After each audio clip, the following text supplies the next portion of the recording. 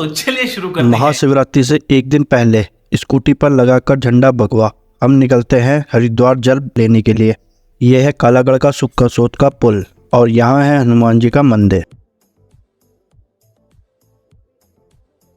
और ये एक दोस्त ले आया था स्पीकर ताकि गाने सुनते हुए और ऐसे ऐसे करते हुए जाएंगे।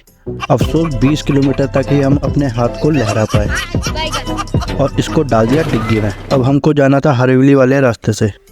हाँ भाई, स्पीकर किसका था? अच्छा ठीक है। और ये रुककर कर रहे हैं खुद को बूस्ट अप। ये कौन सी एनर्जी ड्रिंक हुई? ये हरेवली बैराज रामगंगा नदी पर बना है। रामगंगा नदी जो कालागढ़ से पहाड़ों से उतरकर प्लेन में आती है। उत्तराखंड गवर्नमेंट जॉब की तैयारी वाले नोट्स बनाते रहे। अलग ही सुकून देने वाले व्यू के साथ दिखता है एक कुत्ता जो लगातार ट्रैक्टर का पीछा कर रहा था। यह है हरेवली की मार्केट। कालागढ़ से हरिद्वार तक कांवड़िया और ऐसी झांकियां जगह जगह देखने को मिली। अलग ही वाइब्स होती है महाशिवरात्रि के दिनों में। अब एक कुतुब मीनार थोड़ी है। यहाँ कैमरा ऑन किया था ताकि कोई साइड से आकर होशियारी ना दिखा दे, लेकिन ट्रक वाले ने ही प्रैंक कर दिया। जगह जगह कांवड़ियों के लिए खाने पीने और विश्राम करने के कैंप देखने को मिल जाते हैं। नगीना में दूसरी बाइक के लिए लेने लगते हैं झंडे और स्कूटी पर लगे झंडे को टाइट करते हुए दो मेहनती लौंडे, लेकिन रस्सी गई टूट। आंखों से बहुत धूल खाने के बाद रुकते हैं चश्मा लेने के लिए। चश्मा देख के एक आंख से आंसू आने लगे तो चश्मा लेना हुआ। चश्मे की शॉप के बगल में हो रहा था भंडारा और दोस्त लोग लग जाते हैं लाइन में। और YouTube चैनल।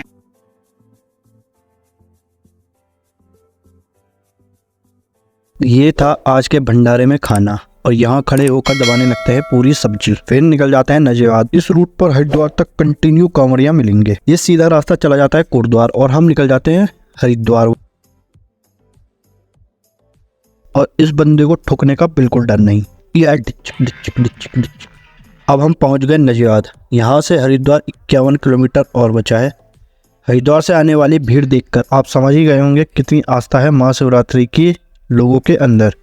अब हम जाते हैं बाईपास रोड पर जो चिड़ियापुर में हाईवे पर जाकर मिलता है। कुछ ज़्यादा ही जाम होने के कारण हम रुकते हैं इस भाई की शॉप पर चाय पीने के लिए। इसको कोई मतलब नहीं हमारे चीयर्स से। मैं अच्छा दिख रहा हूँ के चक्कर में कैमरे से नज़र नहीं आता रहा। फिर निकलता है जाम को चीरते हुए आगे, लेकिन सामने से कोई हमें ना चीर दे। तभी दिखता है एक और बाईपास का भी बाईपास था। तो कच्चा रास्ता लेकिन जाम से निकालने के लिए काफ़ी था। यहाँ मिलता है एक तालाब जिसमें स्कूटी तो निकल गई लेकिन बाइक फंस गई और उसको रेस्क्यू करना पड़ा।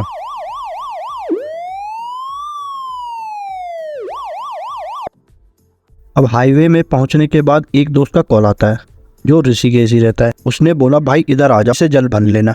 हमको भी लगा अभी तो बहुत टाइम है, ऋषिकेश ही चलते हैं। तो हम निकल जाते हैं ऋषिकेश वाया चिल्ला। सबके अपने अपने तरीके होते हैं, अपनी अपनी श्रद्धा होती है जल लाने की। इन सब में से एक भोले स्केटिंग करता हुआ जल ले जा रहा था।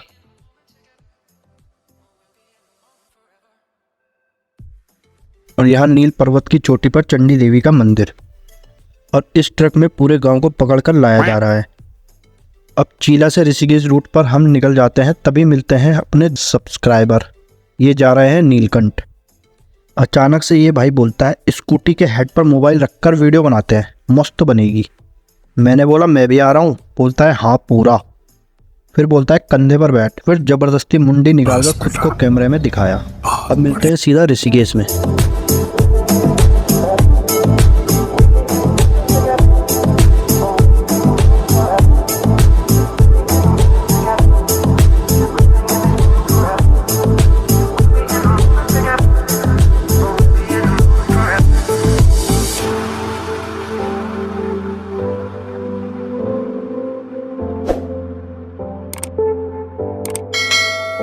बज गए थे शाम के 5:30 और हम पहुंच गए ऋषिकेश त्रिवेणी घाट।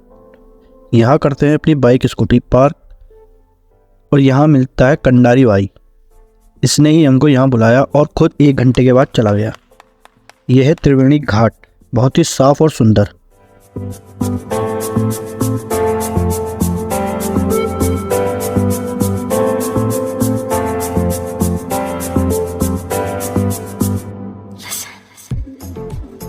होने लगी है शाम की गंगा आरती की तैयारी, जिसका हम भी कर रहे हैं इंतजार।